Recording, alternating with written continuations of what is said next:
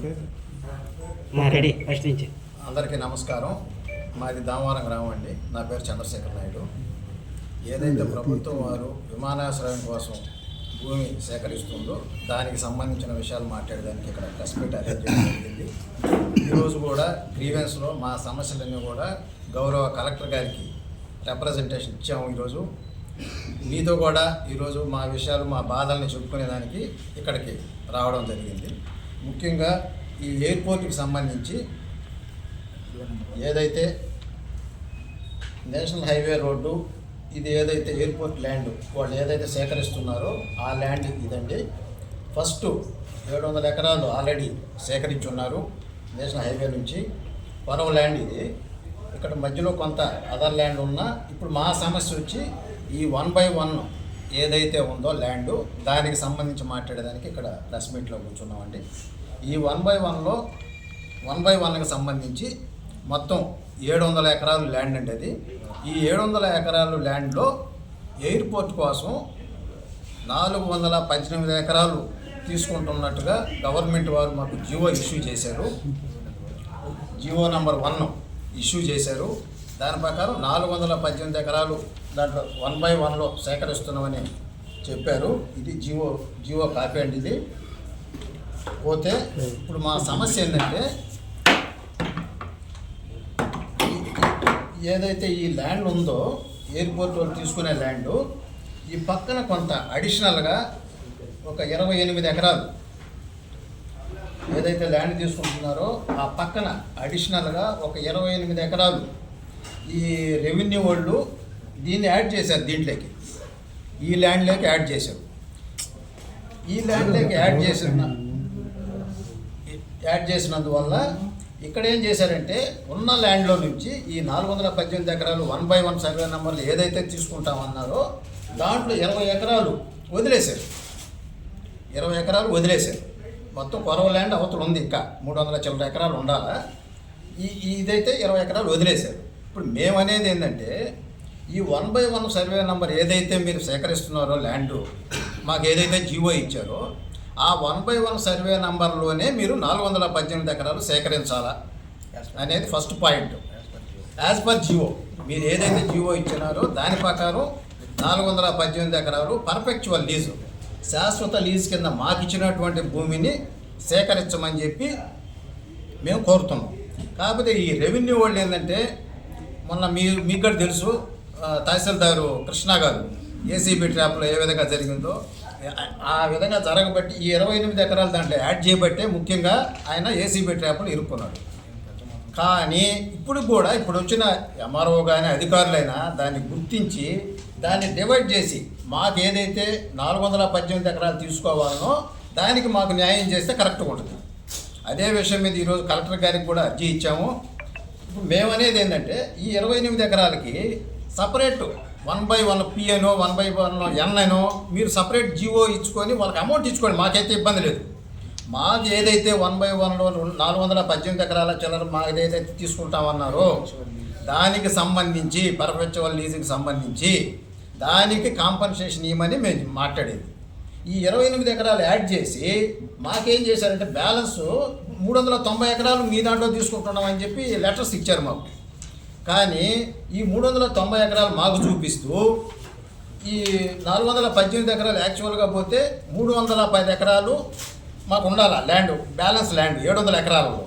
కానీ వీళ్ళు గవర్నమెంట్ వెబ్సైట్లో ఏముంది 281 ఎకరాలు చూపించున్నారు. అంటే 28 ఎకరాలు మాకు ఇక్కడ తగ్గించేశారు గవర్నమెంట్ అధికారులు, రెవెన్యూ అధికారులు, మండల రెవెన్యూ అధికారులు చేసే పనులు ఇవన్నీ. ఈ ల్యాండ్ ఏదైతే తగ్గించారో మేమేం చెప్తున్నామంటే వాళ్ళకి ఇస్తే మాకు ఇబ్బంది లేదు. వాళ్ళకి సపరేట్ జియో తెప్పించుకొని వాళ్ళకి అమౌంట్ ఇచ్చుకోండి. మాది ఏదైతే చెప్పారో మాకు 418 ఎకరాలు పర్ఫెక్చువల్ లీజుకి సంబంధించి మాకు ఏదైతే జియో ఇష్యూ చేశారో అంతవరకు ల్యాండ్ తీసుకోమని చెప్పి మేము చెప్తున్నాం. ఇప్పుడు ఈ 20 ఎకరాలు కూడా వదిలేశారు కదా. 4వ నంబర్ బిట్ అంటారు. 1 2 3 4 5 6 7 బిట్లు లెక్కన 100 ఎకరాల లెక్కన డివైడ్ చేసుకున్నాం మేము రైతులు. అక్కడ ఈ 4 బిట్లు 400 ఎకరాలు ఏదైతే ఉందో ఈ 20 ఎకరాలు ఏదైతే వదిలేశారో లాస్ట్లో ఇదేమైందంటే ఒక్కొక్క రైతుకి 20 సెంట్లు 30 సెంట్లు వదిలేశారు. దాన్ని ఏం చేసుకోవాలి రైతులు? ఒక పాయింట్. ఈ బోర్లు కానీ కరెంట్ సర్వీసులు కానీ దానికి సంబంధించిన దారులు కానీ అన్నీ ఎయిర్పోర్ట్కి పోయే ల్యాండ్లో ఉంటాయి. అందువల్ల మేమేం చెప్తున్నామంటే ఈ 400 ఎకరాలు మీరు సేకరించుకుంటే ఈ 28 ఎకరాలు సపరేట్ జీవో తెచ్చి మీరు కాంపన్సేషన్ ఇచ్చుకోండి, ఏమైనా చేసుకోండి, మాకు సంబంధం లే. మాకు సంబంధించిన ల్యాండ్ మా 4 బిట్లు కానీ తీసుకుంటే మీకు ఎయిర్పోర్ట్ 418 ఎకరాలు సరిపోద్ది. యాజ్ పర్ జీవో మీరు ఇచ్చిన జీవో ప్రకారమే మేము అడిగేది. దాని ప్రకారం కరెక్ట్ చేసుకొని 20 ఎకరాలు కూడా తీసుకుంటే మాకు ప్రాబ్లం ఉండదని మేము తెలియజేస్తున్నాం. ఓకే అండి, అందరికీ నమస్కారం.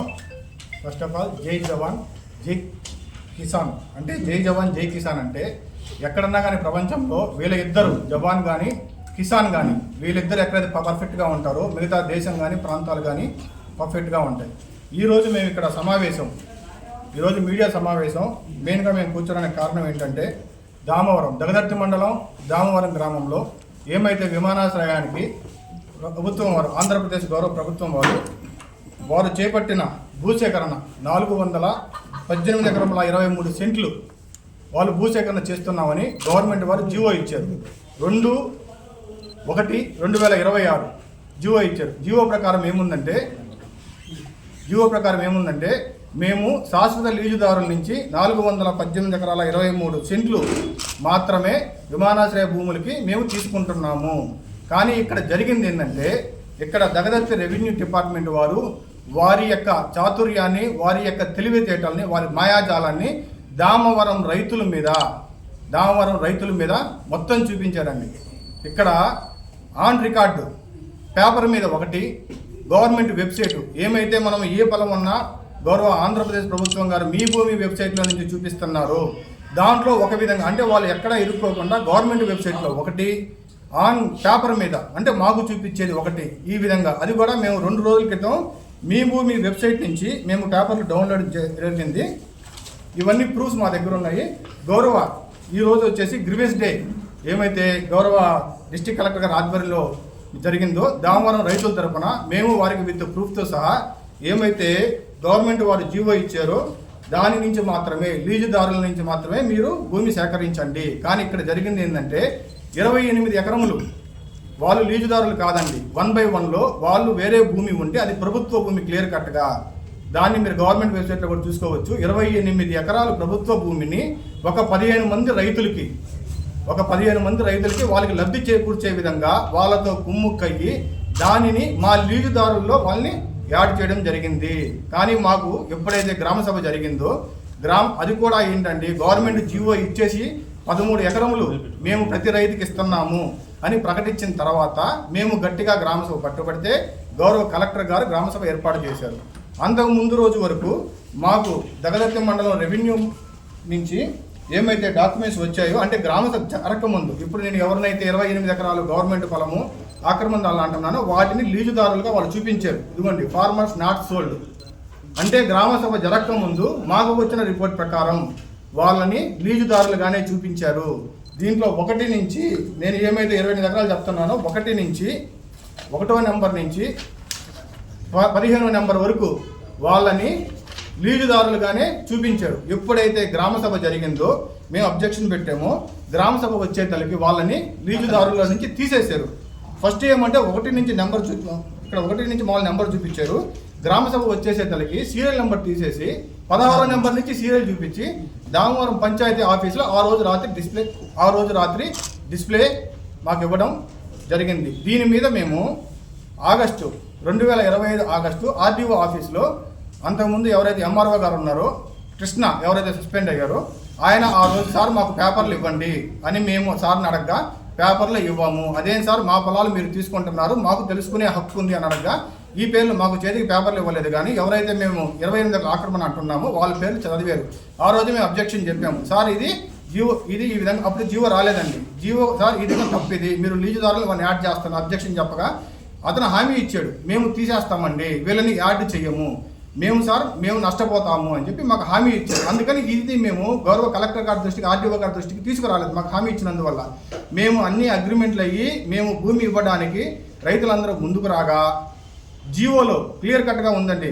ఆల్రెడీ మీ జీవో అందరికి ఇచ్చాము. జీవో 1/1లో ప్రభుత్వం వారు ఏం చెప్పారంటే 418 ఎకరాల 23 సెంట్లు లీజుదారుల నుంచే ఎవరైతే శాశ్వత లీజుదారులు ఉన్నారో వారి నుంచే మేము తీసుకుంటున్నామని క్లియర్ కట్గా ఉంది. దానికి ఎకరాకి 13 లక్షల రూపాయలు దానికి కూడా మేము గౌరవ ఆర్డీఓ గారు, గౌరవ కలెక్టర్ గారు వాళ్ళ సమావేశాలు మాకు జరిగినప్పుడు చెప్పిన రేటు ప్రకారం మేము ఒప్పుకున్నాం. ఎక్కడ దామవరం గ్రామం అండి నేషనల్ హైవేకి 1.5 కిలోమీటర్లే ఉంటుంది. చుట్టుపక్కల మీరు ఎక్కడైనా ఎంక్వైరీ చేయండి, ఎకరా 50-60 లక్షలు లెక్కన ఎక్కడా లేదు. అయినా కానీ మాకు మా ఊర్లో విమానాశ్రయం కావాలి, మేము అందరం బాగుపడాలి, ఇది దాదాపు 25 సంవత్సరాల మా కళ.